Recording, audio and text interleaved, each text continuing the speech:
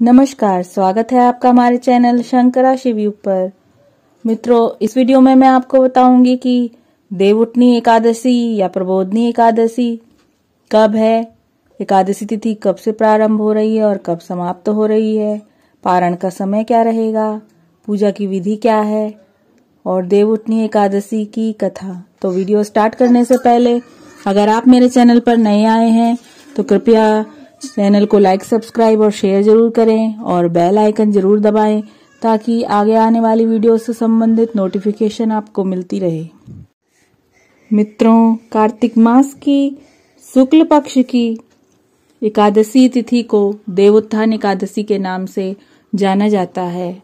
इसे देवउठनी एकादशी या प्रबोधनी एकादशी भी कहा जाता है। भगवान विष्णु आषाढ़ मास की शुक्ल पक्ष की एकादशी से निद्रा में चले जाते हैं और 4 महीने बाद कार्तिक मास की शुक्ल पक्ष की एकादशी तिथि के दिन उठते हैं, इसलिए इसे देवोत्थान एकादशी के नाम से जाना जाता है। भगवान विष्णु जब निद्रा में चले जाते हैं तो 4 महीने तक सभी मांगलिक कार्यों पर रोक लग जाती है। इसके बाद देवउठनी एकादशी के दिन से ही सभी मांगलिक कार्य फिर से शुरू हो जाते हैं। देवउठनी एकादशी पर भगवान विष्णु के उठने के बाद सभी शुभ और मांगलिक कार्य शुरू हो जाते हैं। इस दिन तुलसी विवाह का भी आयोजन किया जाता है। इस साल देवउठनी एकादशी 4 नवंबर शुक्रवार के दिन मनाई जाएगी। एकादशी तिथि प्रारंभ हो रही है 3 नवंबर शाम 7:30 पर। एकादशी तिथि समाप्त हो रही है 4 नवंबर की शाम 6:08 पर।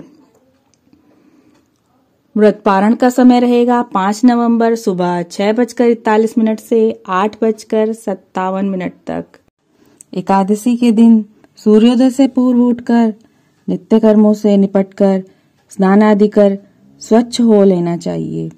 स्नान किसी पवित्र धार्मिक स्थल, नदी, सरोवर अथवा कुएं पर किया जाए तो बहुत बेहतर, अन्यथा आप घर पर भी गंगा जल डालकर स्नान कर सकते हैं।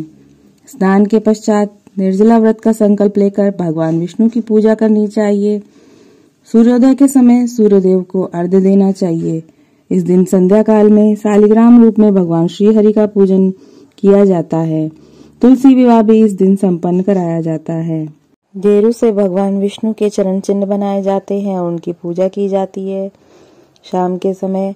और भगवान शालिग्राम जी का पंचामृत से स्नान कराया जाता है और भगवान को सिंघाड़ा, शकरकंदी, गन्ना, ऋतुफल और महाप्रसाद का भोग लगाया जाता है। इसके बाद भगवान की देवउत्थान एकादशी की कथा सुनी जाती है और भगवान विष्णु की आरती की जाती है। उसके बाद प्रसाद वितरण किया जाता है।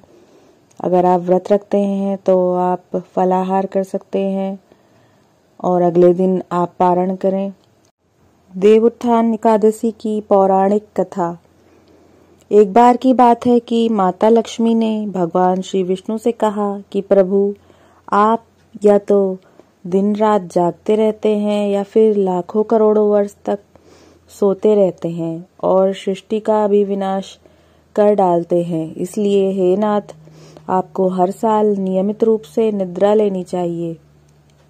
तब श्री हरि बोले, देवी, आप ठीक कहती हैं। मेरे जागने का सबसे अधिक कष्ट आपको ही सहन करना पड़ता है। आपको क्षण भर के लिए भी मेरी सेवा करने से फुर्सत नहीं मिलती। आपके कथनानुसार मैं अब से प्रतिवर्ष वर्षा ऋतु में 4 मास तक के लिए शयन किया करूंगा ताकि आपको और समस्त देवताओं को भी कुछ अवकाश मिले। मेरी यह निद्रा अल्पकालीन एवं प्रलयकारी महानिद्रा कहलाएगी। मेरी इस निद्रा के दौरान जो भी भक्त भावना पूर्वक मेरी सेवा करेंगे और मेरे शयन व जागरण को उत्सव के रूप में मनाते हुए विधि पूर्वक व्रत, उपवास व दान पुण्य करेंगे, उनके यहाँ मैं आपके साथ निवास करूंगा। देवउत्थान एकादशी की दूसरी कथा इस प्रकार है। एक बार की बात है कि एक बहुत ही धर्म पुण्य करने वाले राजा हुआ करते थे, लेकिन धर्म का दिखावा बहुत करते थे। कई बार तो अपनी प्रजा के साथ जबरदस्ती भी किया करते थे। एकादशी पर किसी भी घर में अन्न पकना तो दूर, दुकानों पर अन्न को बेचने तक की मनाही होती थी। एक बार एक व्यक्ति उनके यहाँ नौकरी के लिए आया। राजा ने उसके सामने शर्त रखी कि वह जो भी खाने को देंगे उसे उसी का आहार करना होगा। वैसे तो राजा जो कहता वह प्रजा को मानना ही पड़ता, फिर भी इस शख्स को तो रोजगार की भी सख्त जरूरत थी, इसलिए उसने हामी भर दी। अब वह मन लगाकर काम करता। राजा भी उसके काम से प्रभावित था, इसलिए उसे ठीक ठाक भोजन भी मिलता था।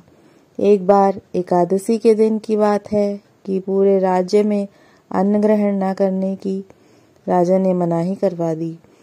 अब वह व्यक्ति कड़ा परिश्रम करता था, लेकिन वह भगवान विष्णु का भक्त भी था, पर उपवास उसके बस की बात नहीं थी। एकादशी के दिन राजा ने उसे फलाहार करने को कहा तो उसने अन्न की मांग की। अब राजा ने उससे कहा कि जो मैं तुम्हें दे रहा हूँ उसी को ग्रहण करना पड़ेगा, तुम्हें इसी शर्त पर काम पर रखा था। पर उसने कहा, महाराज आप चाहें और कुछ भी कहें, पर भूख मुझसे बर्दाश्त नहीं होती। तब राजा ने उसके काम को देखते हुए उसे अन्न दे दिया। अब वह नित्य की तरह नदी किनारे जाकर अपना भोजन बनाकर भगवान का आवाहन करता और भोग लगाने की कहता। भगवान भी प्रकट होते और उसके साथ भोजन कर अंतर्ध्यान हो जाते। 15 दिन बाद फिर एकादशी का व्रत आया। इस बार उसने राजा से दुगना अन्न देने को कहा और कहा कि स्वयं भगवान मेरे साथ भोजन करते हैं, इसलिए हम दोनों के लिए यह कम पड़ जाता है। राजा ने सोचा कि इसका मानसिक संतुलन बिगड़ा हुआ है। उसे धमकाते हुए ऊंचे स्वर में राजा ने कहा कि मुझे इतने साल हो गए उपवास और धर्म के कार्य करते हुए, मुझे तो भगवान ने कभी दर्शन नहीं दिए और तेरे साथ वे भोजन करते हैं। उसने कहा, महाराज मैं झूठ नहीं बोल रहा, यकीन नहीं आ रहा तो आप स्वयं देख लेना। जैसे तैसे राजा ने फिर उसे भोजन दे दिया, लेकिन इस बार कहा कि अगर जो तुम कह रहे हो वह सच नहीं हुआ तो फिर इसका अंजाम भुगतने के लिए भी तैयार रहना। व्यक्ति ने जाकर भोजन पकाया और भगवान का आवाहन करने लगा। राजा यह सब पेड़ के पीछे से देख रहा था। अब भगवान उसके सामने प्रकट नहीं हुए। व्यक्ति ने विवश होकर संकल्प किया कि प्रभु यदि आपने भोजन ग्रहण नहीं किया तो मैं यहीं नदी में कूदकर अपने प्राण त्याग दूंगा। भगवान तब भी प्रकट नहीं हुए।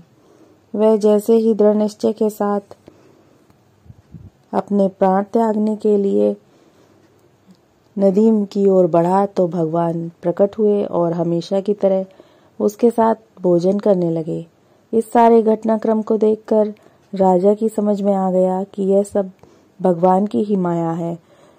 वह मुझे समझाने की कोशिश कर रहे थे कि सच्ची श्रद्धा से किया गया धर्म पुण्य ही फलदायी होता है।